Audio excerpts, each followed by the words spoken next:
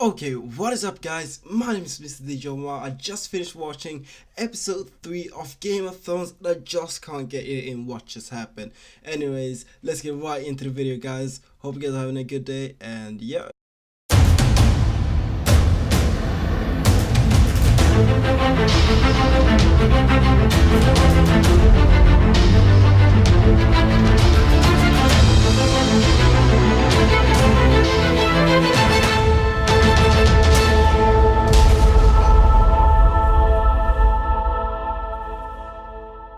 Just to start things off, if you guys haven't seen Game of Thrones episode 3, make sure to click out of this video because there might be some spoilers, or actually will be some spoilers. Anyways, so in Game of Thrones episode 3 we get to see one of the biggest battles, and don't get me wrong, it is one of the best battles. You might have seen the title and just clicked in here to dislike.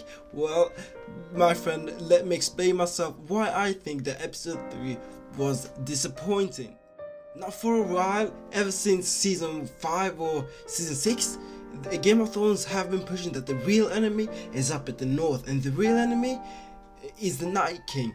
The real enemy has no mercy, the real enemy doesn't care about the throne, and then all of a sudden the Night King dies so easily in episode 3. Now with 3 episodes, we're probably the main target and the real villain of Game of Thrones would be Cersei Lannister. Now I personally thought that they should have made at least 2 episodes where they fight the Night King, and made like the battle a little bit bigger, even though this was probably the best battle in television history of the endgame, depending on, yeah, you could argue about that, but he died very easily. This is Game of Thrones. Well, the books are called A Song of Ice and Fire, and for a while fans have theorized that the ending will be A Song of Ice and Fire, and the perfect person to end the Night King would be Jon or Aegon Targaryen, who's literally a Song of Ice and Fire, half Targaryen, half Stark, which are obviously known as the Kings of Winter. And also, I would have been happy if at least Daenerys got to kill him, because that would still be a Song of Ice and Fire, like song like Ice versus Fire. And this is one of the reasons why I feel like it's disappointing, because at the end it became like Ice versus Ice. I mean, the king, well, it became Arya Stark and the Night King, and Arya Stark ended the Night King, which, I mean, I love Arya Stark, don't get me wrong, she's one of my favorite characters, but I just don't feel like she should have got the credits to kill the Night King. Even though this was actually teased way back, I still feel like Jon Snow, Daenerys, or actually any of the, any Targaryen, Daenerys and Jon, are only Targaryens left, should have gotten the chance to kill the Night King instead. And I didn't want the Night King to go this fast. I knew that they would have to deal with Cersei, but not this fast. I feel like it was too soon. And don't get me wrong, I still love Game of Thrones, but I feel like this episode was a little bit disappointing. Now we know for a fact that the Game of Thrones show hasn't like gone the way that the books have. For example, Lady Stark never died, and so many things that haven't happened. For example, Jon Snow is still dead in the books, and yeah, he's obviously alive on the show. And for that reason, I feel like the books won't go end the same way. We still have 2 books that we're waiting for. Probably Jon Snow will get resurrected by Melisandre, and yeah, she'll get back. But I feel like they will end it differently. I definitely don't think that George R. R. Martin will make it so that Arya is the one to do the final blow. I think that he will actually do a Song of Ice and Fire. Now I know that George R. R. Martin Game of Thrones is actually known for not fulfilling the prophecies, and it's okay that they haven't done that, but I still wanted a Song of Ice and Fire in the ending. Now the second reason why it's disappointing is Melisandre. Now she was one of my favorite characters. I know some of you guys might hate her, but I feel like her death was so undeserving. I mean, the question is, well, we know why she died. The Night King is dead, she's no longer needed. But I feel like it would have been better if she died in battle. I mean, how epic would it never been if she died trying to protect Daenerys, or actually trying to protect Sir Davos that wanted to get her killed so many times. How epic wouldn't that be?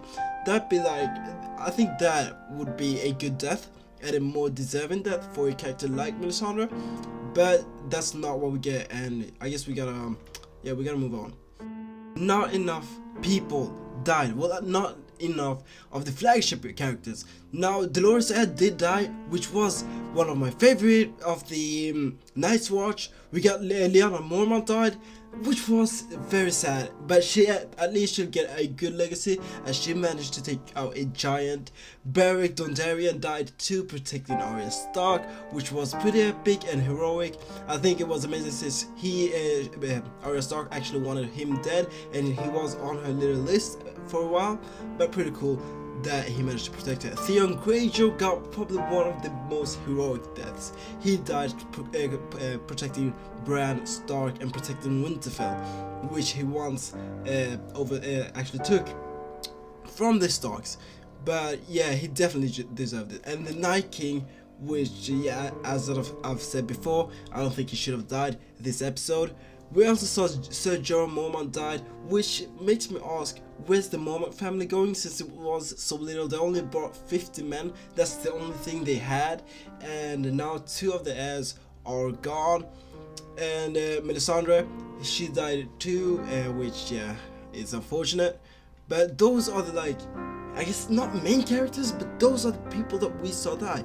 And Sir Jorah Mormont is dead now. What will Daenerys do now? She's left alone now without her, well, basically her best friend, and she doesn't trust Tyrion Lannister, even though Sir Jorah Mormont, before he died, told her to trust Tyrion. The question is, will she be able to trust him now? We don't know. It's just left to see. Now, episode 4 preview, I will make a video on that later this week, talking about basically my predictions of it. And well, guys, have a good day. I'll see you guys next time. Hope you guys enjoyed also, and please don't dislike this video. And I hope you guys basically get my point and where I'm coming from with this, but don't dislike it yet. Just leave a comment and tell me what you think.